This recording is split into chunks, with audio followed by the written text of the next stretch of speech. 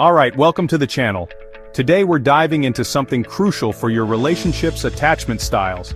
Think of it like the emotional software you're running when it comes to love and connection. Some folks have a program that runs smooth, while others have glitches that crash the system. We're gonna unpack 3 big ones, and I guarantee you'll see yourself or someone you know in these descriptions. This isn't about pointing fingers, it's about understanding. Understanding these attachment styles can absolutely make or break your relationship. If you don't know your style or your partner's style, you're basically flying blind.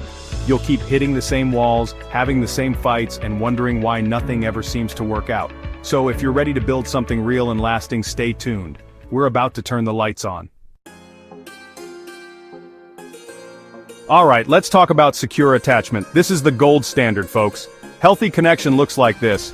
When you've got a secure attachment style, you generally feel good about yourself and others. There's a fundamental sense of safety and trust that underpins everything. You believe you're worthy of love, and that others are capable of giving it. Individuals with this style tend to have healthy, trusting, and long-lasting relationships. They're not afraid of getting close or being vulnerable. Intimacy isn't a threat, it's a comfort. They can share their feelings, fears, and dreams without fear of rejection. This allows for a depth of connection that many people only dream about. They feel comfortable with real intimacy, emotional closeness, not just physical. They can let someone in without putting up walls or playing games. They're also comfortable with a healthy level of independence. They trust the bond so they can pursue their own interests and allow their partner to do the same. As a result, these folks are usually more satisfied in their relationships. They navigate conflicts constructively, seeing problems as something to be solved together. This often comes from having caregivers in childhood who were consistently responsive and available. It's about that consistent, reliable presence that builds a foundation of security. A securely attached person can say, "I love you," and mean it, and they can hear it and believe it. They can handle their partner having a bad day without thinking it's their fault. They can express their needs clearly and respectfully, and listen to their partner's needs without getting defensive. They're not afraid to commit and receive commitment. The benefits for both partners in a relationship with at least one securely attached individual are immense. There's less drama, less anxiety, and more genuine connection. Even if one partner is less secure, a secure partner can provide a stable base. Look for consistency, reliability, and an ability to be both independent and intimate. Secure people aren't prone to wild emotional swings in their relationships. They don't engage in manipulative behaviors or create unnecessary chaos. They value the relationship and work to maintain it out of genuine care and commitment. This secure style is the bedrock for a fulfilling relationship. It's about being a true partner who can give and receive love in a healthy, balanced way. Understanding and striving to cultivate a more secure attachment style is paramount. Now let's talk about anxious attachment, sometimes referred to as anxious preoccupied. If you're constantly worrying about your partner's love and commitment, you might be operating from this style. You want closeness, but are terrified of losing it. People with an anxious attachment style often worry about their partner's love and commitment. Their minds race with questions, often blowing small things out of proportion. Their attachment system is on high alert, constantly scanning for signs of abandonment. They may come across as more clingy, needing constant reassurance.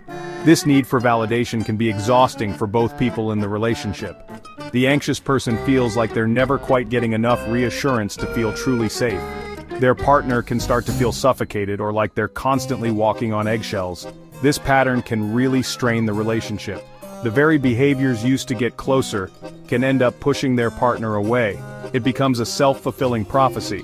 They fear abandonment, so they act in ways that make abandonment more likely. This often comes from inconsistent parenting. In adult relationships, this can manifest as intense jealousy or deep distress. They might overanalyze every word, every gesture, looking for hidden meanings. Their emotional thermostat is set to highly sensitive. The partner might start to feel controlled or drained by the constant need to reassure. Over time, this can lead to resentment and a desire to pull away. The anxious person longs for a secure, stable love, but their own internal anxieties make it hard to achieve. They might experience a lot of highs and lows in relationships. The cycle of seeking reassurance is like trying to fill a leaky bucket. The very thing the anxious person wants most is undermined by the way they go about trying to get it. If this sounds like you, it's a wake-up call. Recognizing this as an attachment style is the first step. There are ways to develop more security and build healthier relationship dynamics. It starts with acknowledging the problem and committing to change. Let's turn our attention to avoidant attachment, sometimes called dismissive avoidant. These folks often appear highly independent and self-sufficient. They tend to distance themselves emotionally from their partners, especially when things get serious. Intimacy can feel uncomfortable, even threatening to them. They might be fine with casual relationships but pull back when deep connection is required. Independence can become a shield to keep others at arm's length. They might struggle with expressing their own emotions and be uncomfortable with their partner's emotions. Their internal motto might be, "I don't need anyone." This tendency to prioritize independence over closeness can be detrimental to a relationship. A partnership requires interdependence. If one person is constantly pulling away, it leaves the other partner feeling lonely and rejected. This often stems from a childhood where caregivers were emotionally unavailable or dismissive. The child learns to rely solely on themselves. In adult relationships, this can look like someone who is a workaholic or avoids commitment.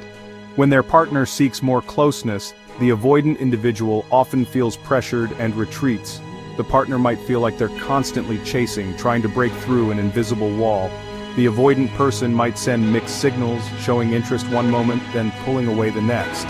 This creates a push-pull dynamic in relationships.